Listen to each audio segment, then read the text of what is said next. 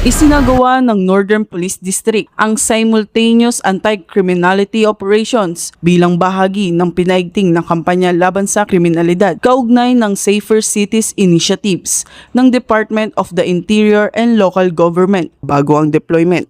Nagsagawa ng briefing ang Northern Police District sa ilalim ng pamumuno ni Police Brigadier General Christopher R. De La Cruz, District Director ng Northern Police District, upang tiyakin ang maayos at organisadong pagpapatupad ng operasyon. Aabot sa 502 na kapulisan mula sa iba't ibang unit, kabilang ang District Headquarters, District Mobile Force Battalion at mga himpilan sa Kamanava ang idineploy, katuwang ang mahigit 200 barangay tanod at force multipliers na tumulong sa pagpapanatili ng kaayusan sa buong lugar. Layunin ng operasyon na mapanatili ang kaligtasan ng publiko sa pamamagitan ng mahigpit na pagpapatupad ng umiiral na ordinansa, kabilang dito ang pagbabawal sa pag-iinom ng alak sa kalsada, paglalakad na walang suot na pang-itaas, paggamit ng video okay lampas alas 10 ng gabi at paglabag sa curfew ng mga menor de edad. Sa kabuuan ng operasyon na itala ang 1,086 na lumabag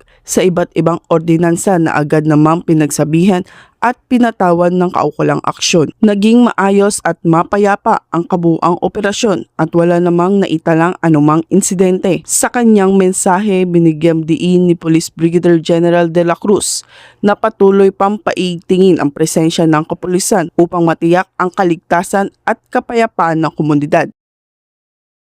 We will make Kamanava safer.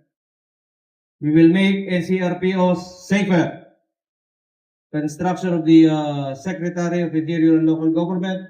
At nagbigay rin siya ng mensahe para sa residente ng Kamanava. Sa mga residents po ng Kamanava, pumanatag po kayo, nandito po ang Northern Police District upang panatilihin ang katahimikan at kaligtasan ng mga mamamayan ng Kamanava. Thank you po. Bahagi ito ng patuloy na pagsuporta ng Northern Police District sa adhikain ng Philippine National Police na sa bagong PNP para sa bagong Pilipinas, serbisyong mabilis, tapat at nararamdaman.